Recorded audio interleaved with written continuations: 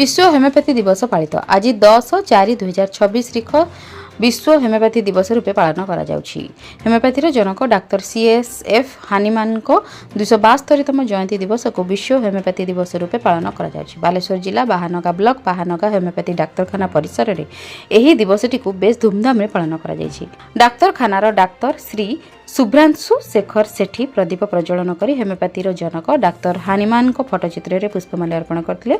यह अवसर में HA श्री अजय कुमार जेना, SW रंजन मल्लिक, अवसरप्राप्त शिक्षक कृपा सिंधु जेना, नीलमणि सेठी, श्रीकांत बेहरा, निरंजन राय, बसंत राउत और बहु उपकृत होता रोगी और स्थानीय समाजसेवी उपस्थित रही। डाक्तर हानिमान होमियोपैथी क्षेत्र में अवदान विषय डाक्तर श्रीजुक्त सेठी निजर वक्तव्य रखिते। शेष में उपस्थित समस्त लोक मिष्टान्न बंटन करा। आसंतु सुनिबा कोन कहउछंती डाक्तर श्रीजुक्त सेठी।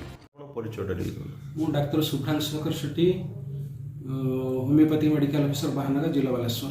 आज आम विश्व होमियोपैथी दिवस पालन करूँ, जोटा कि आमर जी अच्छा जनक डॉक्टर CSF हानेमान 272तम जयंती से दिवस को आम विश्व होमियोपैथी दिवस पालन कर। ब्यूरो रिपोर्ट जन अधिकार लाइव।